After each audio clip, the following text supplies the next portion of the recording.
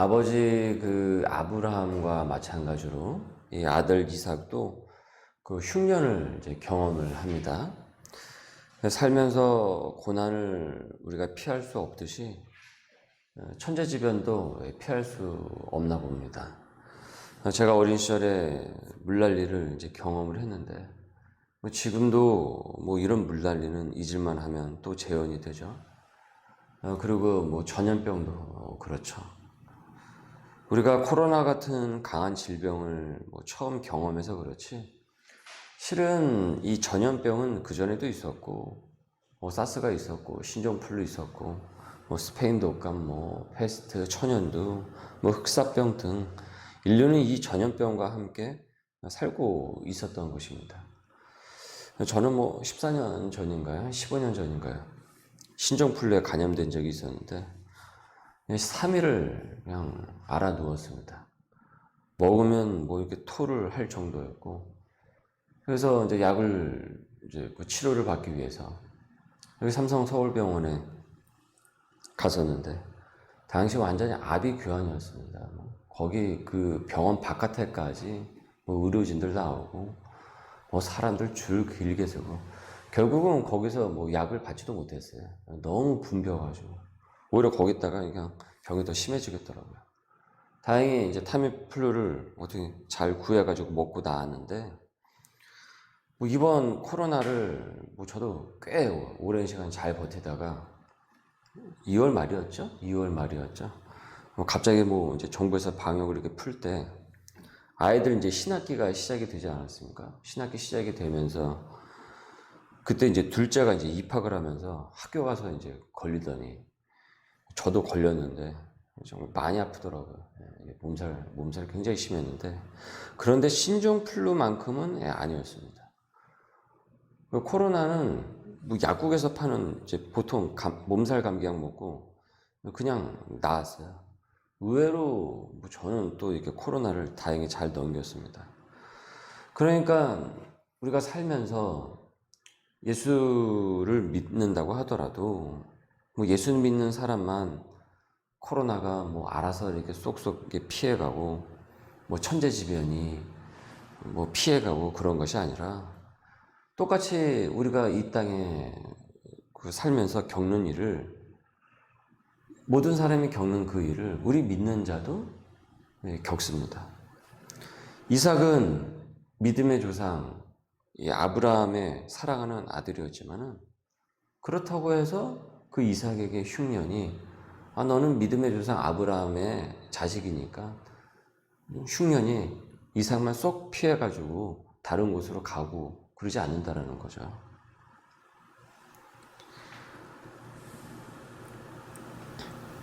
그도 모두가 겪는, 하나님을 믿던 믿지 않던 모든 사람이 겪는 그 흉년을 똑같이 겪습니다. 그리고 그 아버지 아브라함도 겪었던 것이고요. 생계를 걱정을 해야 됐고, 이 흉년 가운데서 가족의 안위를 걱정을 해야 됐고, 또 미래를 걱정을 해야 되는 한 사람이었다라는 것이죠.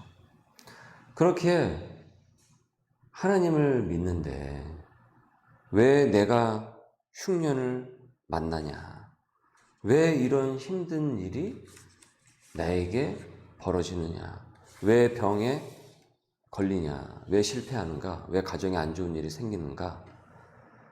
이렇게 우리가 아무리 질문을 한다고 해도 그것은 그렇게 바람직한 질문이 아닙니다.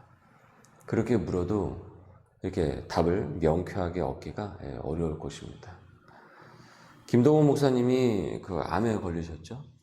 암에 걸리시고 나서 왜 내가 하필 암에 걸렸는지 하나님께 물었답니다.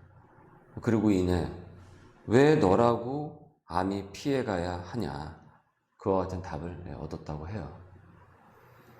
그래서 항암 치료를 받으면서 암 환자를 위한 이제 글도 쓰셨는데, 저도 암에 걸리신 교우님께 제가 그 책을 이제 이렇게 선물로 드리기도 했는데요. 그러니까 고난은 우리가 살면서 모든 사람이 다 겪는 일인 것입니다. 믿음의 조상 아브라함도 이삭도 이 잔혹한 흉년을 경험을 했듯이 말이죠. 이 흉년을 경험한 이 순간에 이때 하나님께서는 이삭에게 이렇게 말씀을 하십니다. 애굽으로 가지 말고 내게 지시하는 땅에 거주하라. 3절을 보시면 이 땅에 거류하면 내가 너와 함께 있어 내게 복을 주고 내가 이 모든 땅을 너와 내 자손에게 주리라. 내가 내 아버지 아브라함에게 맹세한 것을 이루어 내 자손을 하늘의 별과 같이 번성하게 하며 이 모든 땅을 내 자손에게 주리니 내 자손으로 말미암아 천하 만민이 복을 받으리라. 5절 이는 아브라함이 내 말을 순종하고 내 명령과 내 계명과 내 율례와 내 법도를 지켰음이라 하시니라. 이삭이 그랄에 거주하였더니. 그래서 이삭은 이 그랄에 이제 거주하기로 합니다. 아마도 이 애굽은 당시 흉년에 그 직면한 사람들이 우르르 하면서 이렇게 이민 가는 땅이었는가 봐요. 하지만 이삭은 그 군중무리에 휩쓸리지 않고 말씀에 순종하여서 그 그랄에 이제 거주를 합니다. 그런데 그랄에 순종하여서 거주를 한 그였지만은 본문 말씀에 보니까 이내 실수를 하죠. 미끄러집니다. 7절에 그곳 사람들이 그의 아내에 대하여 물으매 그가 말하기를 그는 내 누이라 하였으니 리브가는 보기에 아리따움으로 그곳 백성이 리브가로 말미암아 자기를 죽일까 하여 그는 내 아내라 하기를 두려워함이었더라. 아름다운 그 아내 리브가에 대해서 그곳 사람들이 관심이 많았던 겁니다. 행여 아내를 빼앗으려는 자들에게 살해당할까 두려워서 누이라고 이제 거짓말을 하는 거예요. 아브라함이 했던 잘못을 지금 이 아들도 고스란히 저지르고 있죠. 여러분, 하나님의 사람들도 이렇게 미끄러질 때가 있습니다. 그냥 말씀에 순종하여서 그랄에 거주를 했는데 막상 그랄에 거주하니까 그 동네에 사람들이 무서운 거예요. 행여. 왜냐하면 당시에는 뭐 그런 일들이 적잖이 일어나는 시대였으니까요. 그래서 아내 때문에 혹시 나를 또 죽이지 않을까, 해코지 하지 않을까. 그 불안감이 이 공포로 그에게 다가왔던 것이죠. 그러는 가운데서 어떻습니까? 이 거짓말을 하게 되는 것이죠.